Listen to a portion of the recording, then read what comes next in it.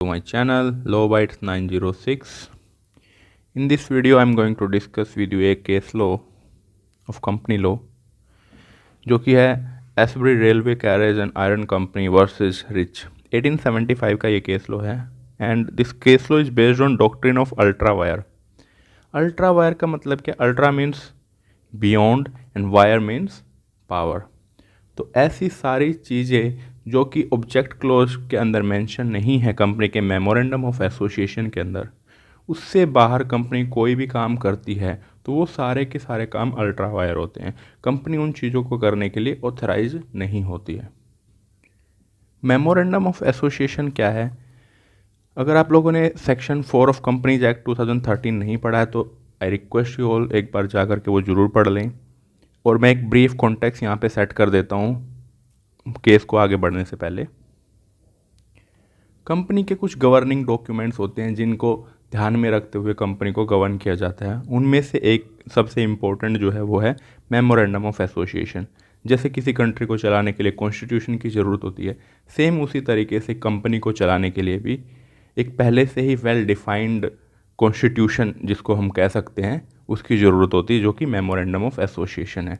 इसके अंदर होता क्या क्या है ब्रीफली मैं आपको बता देता हूँ। कंपनी का नाम क्या है? अगर वो प्राइवेट लिमिटेड कंपनी है तो उसके नाम के बाद में लिमिटेड लगेगा। प्राइवेट लिमिटेड कंपनी है तो प्राइवेट लिमिटेड लगेगा। नाम कहाँ पे उसका रजिस्टर्ड ऑफिस है, कौन कौन कंपनी के मेंबर्स हैं, जो फाउंडिंग मेंबर्स हैं वो उनके एड्रेस वगैरह सब कुछ, ये सब चीज़ें लिखी होती हैं। प्लस उसमें एक ऑब्जेक्ट क्लोज होता है जिसमें ये मेंशन होता है कि कंपनी किन चीज़ों के ऊपर ट्रेड या बिजनेस कर सकती, क्या ऑब्जेक्ट है कंपनी को बनाने का।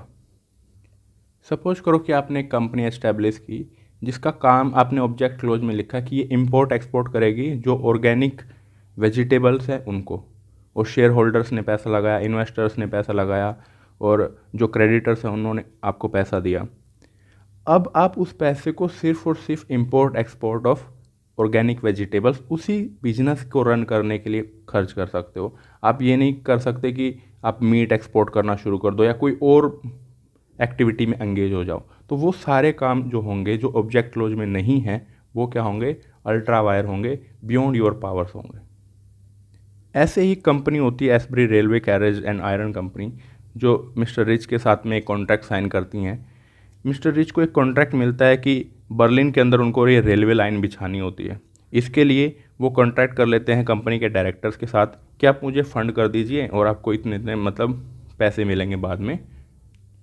कंपनी के डायरेक्टर्स मिस्टर रिच के साथ कॉन्ट्रैक्ट साइन कर लेते हैं फाइनेंसिंग के लिए, जो बेल्जियम के अंदर रेलवे ट्रैकिंग का कंस्ट्रक्शन का काम था उसके लिए।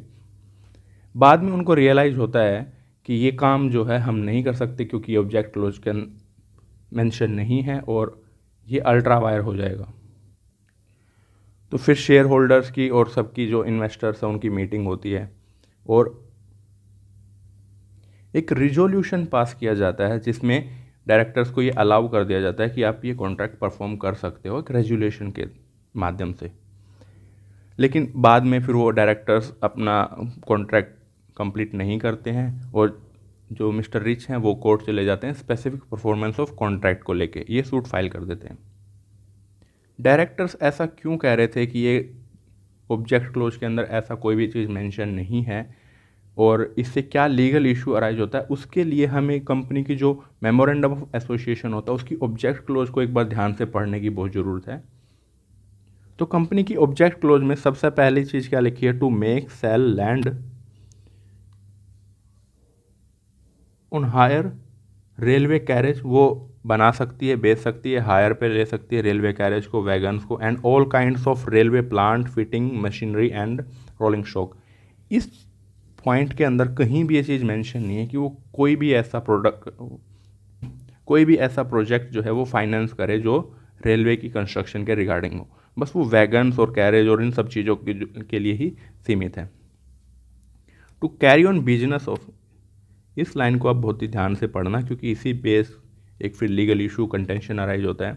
To carry on business of mechanical engineers and general contractors, कि वो ऐसा बिजनेस कर सकती है जो मैकेनिकल इंजीनियर के रिगार्डिंग हो या फिर ऐसा जनरल जो कॉन्ट्रैक्ट्स हैं उनको साइन कर सकती है। To purchase lease work sell mine और मिनरल लैंड और बिल्डिंग, एक ये जनरल क्लोज आप ये भी पढ़ सकते हो। To purchase and sell as merchants timber, coal, metals or other materials and to buy and sell any such materials on commission or agent. और ये सारी चीज़ें जो हैं वो कमीशन पे भी, कमीशन बेसिस पे भी ट्रेड कर सकती हैं या फिर वो एक एजेंट की तरह भी एक्ट कर सकती हैं। ये है कंपनी की जनरल क्लोज। कंपनी ये बहाना लेकर के मना कर रही थी रिच को कि एक जो आपका कॉन्ट्रैक्ट हमने साइन किया है ये हमारी ऑब्जेक्ट क्लोज से बाहर है, बियॉन्ड आवर्स पावर है। और रिच ये कह रहे थे कि नहीं, ऐसा नहीं है, आपकी ऑब्जेक्ट क्लोज के अंदर जनरल कॉन्ट्रैक्ट्स जो वर्ड मेंशन है, ये जो हमने कॉन्ट्रैक्ट साइन किया है ये उसके अंदर आएगा। जनरल कॉन्ट्रैक्ट्स के अंदर आप जनरल कॉन्ट्रैक्ट साइन कर सकते हो किसी भी कंपनी के साथ में। वो ऐसा क्यों कह रहे थे?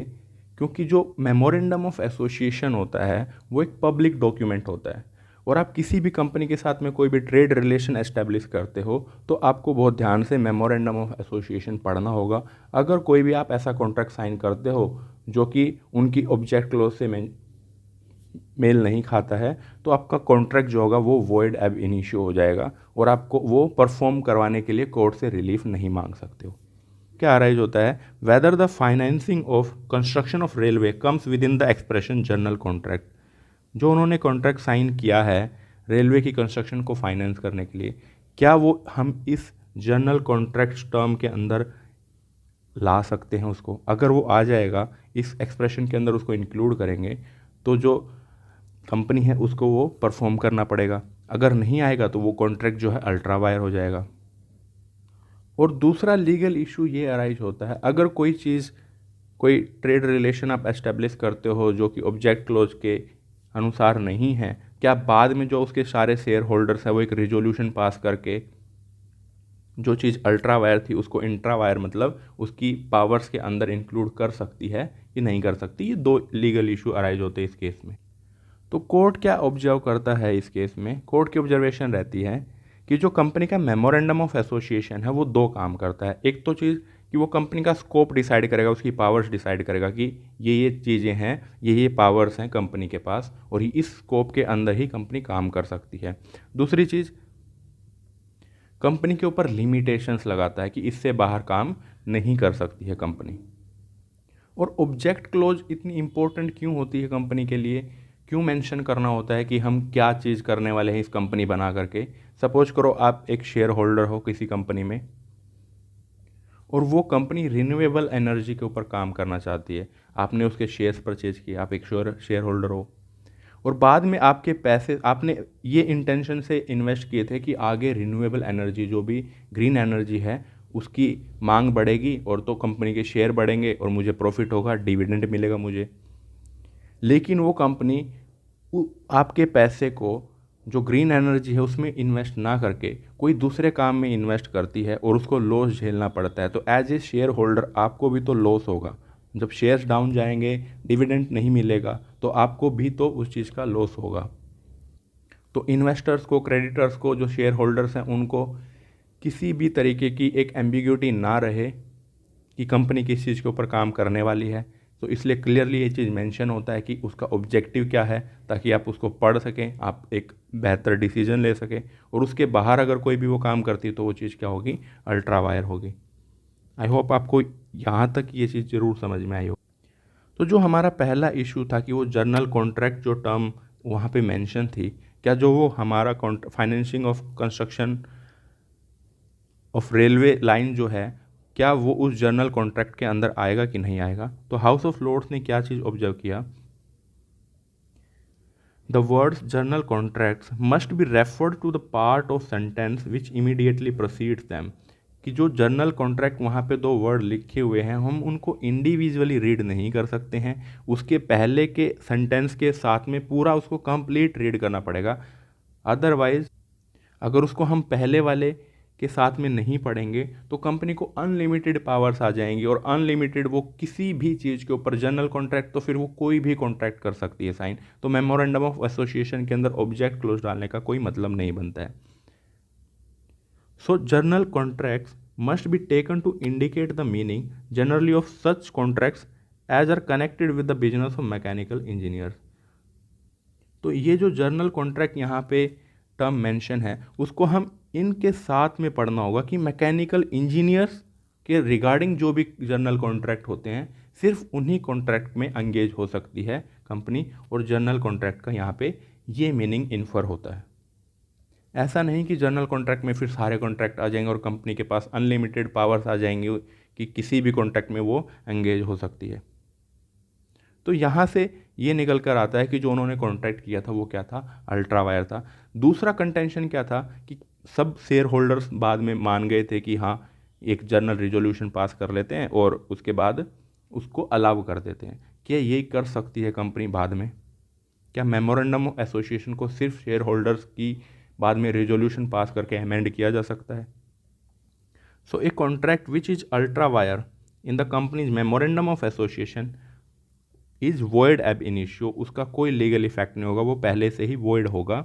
What is forbidden by statute can not be rendered intra vires, sorry ये टाइपोग्राफिकल एरर है, इंट्रा वायर मतलब जो अल्ट्रा वायर है उसको इंट्रा वायर नहीं कर सकते क्योंकि वो पहले से ही फॉरबिडन है by statute.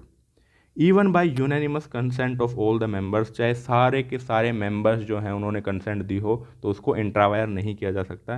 And ultra vires act can not become intra vires by reason of estoppel, lapse of time, ratification, acquiescence and delay. इन सब चीज़ों से जो अल्ट्रा वायर एक एक्ट है वो इंट्रा वायर नहीं हो सकता। कोर्ट एस्टोपल लगा करके उस एक्ट को इंट्रा वायर डिक्लेयर नहीं कर सकती। लैप्स ऑफ टाइम से वो इंट्रा वायर नहीं हो सकता। मेंबर्स ने बाद में जो रेटिफिकेशन कर दिया है उससे वो चीज़ इंट्रा वायर नहीं हो सकती, मतलब कंपनी की पावर्स के दायरे में नहीं आ सकती जो पहले से ही मेमोरेंडम ऑफ एसोसिएशन में नहीं लिखी है। So subsequent ratification of the contract even by all the members of the company could not make it intra vires, वो बाद में इंट्रा वायर नहीं हो सकता है। आई होप मैंने दोनों ही लीगल इश्यूज को एड्रेस कर दिया है यहाँ पे, और जो प्लेंटिफ है उसको ये एंटाइटलमेंट नहीं मिला है डैमेजेस के लिए, ना ही उसको स्पेसिफिक परफॉर्मेंस के लिए कोई रिलीफ मिली है, क्योंकि मेमोरेंडम ऑफ एसोसिएशन है जो वो पब्लिक डॉक्यूमेंट होता है और आपको केयरफुली पहले से ही उसको पढ़ना चाहिए। एक कंस्ट्रक्टिव नोटिस होता है यहाँ पे जो कंपनी के साथ में ट्रेड में रिलेशन में एंगेज हो रहा है उसको। इसकी पीडीएफ आप मेरे टेलीग्राम चैनल से डाउनलोड कर सकते हो। टेलीग्राम चैनल का लिंक आपको डिस्क्रिप्शन में मिल जाएगा। Also you can find Telegram channel by name LawBytes 906। अगर आपको ये वीडियो अच्छी लगी है तो चैनल को सब्सक्राइब कर दें। Thank you so much.